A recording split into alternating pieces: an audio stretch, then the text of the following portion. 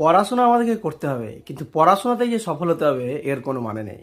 আর পৃথিবীতে এই ভুল ধারণা নিয়ে আমরা বেশিরভাগ অভিভাবক আমাদের ছেলের ভবিষ্যৎকে নষ্ট করে ফেলি। তো আজকের এই ভিডিওতে আলোচনা করব যে আপনার ছেলে বা আপনার মেয়ে যদি পড়াশোনাতে খারাপ হয় তাহলে কি তার দ্বারা আর কোনো কিছু হবে না? তাহলে কি তার জীবনটা সেখানেই শেষ? এই যে একটা ভুল ধারণা, মনে হয় এর থেকে বড় ভুল ধারণা আর বোধহয় কিছু নেই। তো চলুন আজকের এই ভিডিওতে আলোচনা করব যে আপনার ছেলে যদি পড়াশোনাতে খারাপ হয় তাহলে আপনার কী কী করণীয়।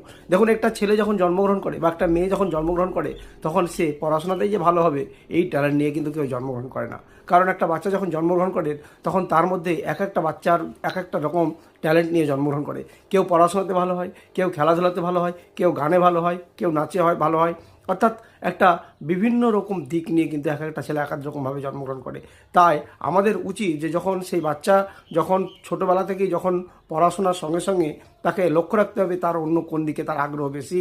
আমাদেরকে পড়াশোনা করতে হবে, হ্যাঁ, পড়াশোনা আমাদের বেসিক নলেজ, এটা কিন্তু আমাদের প্রয়োজন আছে, কিন্তু পড়াশোনাকেই যে পড়াশোনার মাধ্যমেই যে সফলতা হবে এর কোনো মানে নেই। তার জন্য অভিভাবক হিসাবে আপনাদের কর্তব্য আছে, যখন আপনি আপনার বাচ্চাকে যখন ছোটো থেকে দেখছেন তখন কিন্তু আপনাকে লক্ষ্য রাখতে হবে যে তার কোন দিকে আগ্রহ বেশি।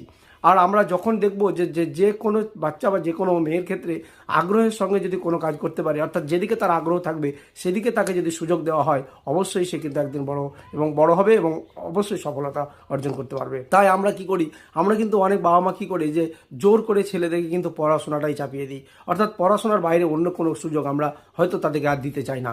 এই জন্য তাদের ভবিষ্যৎটা আমরা কিন্তু নিজে থেকেই অর্থাৎ প্রথম থেকেই কিন্তু তাদের ভবিষ্যৎটাকে শেষ করে ফেলি। তাই অভিভাবকদের প্রতি আমার বিশেষ অনুরোধ যে আপনারা আপনাদের বাচ্চাগুলোকে ছোট থেকেই লক্ষ্য রাখুন, ছোট থেকে তাকে আপনি নির্ধারণ করুন যে কোন দিকে তার আগ্রহ বেশি।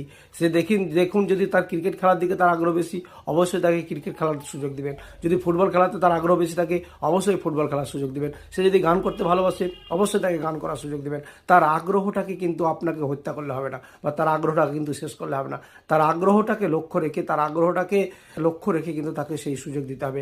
আর সেই সুযোগ যদি বাচ্চা ছেলে পায় আমি মনে করি অবশ্যই আপনার শিশু বা আপনার ছেলে কিন্তু ভবিষ্যতে একদিন সফল হবে। দেখুন, আমরা সচিন তেন্ডুলকরকে তো জানি, তিনি তো মাধ্যমিক পাস করেছিলেন।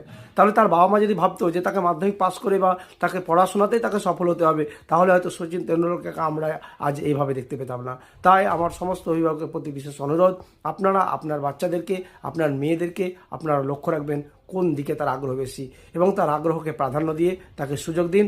অবশ্যই আপনার ছেলে বা মেয়ে একদিন সফল হবে। তো আজকের এই ভিডিওতে এটাই বলার ছিল।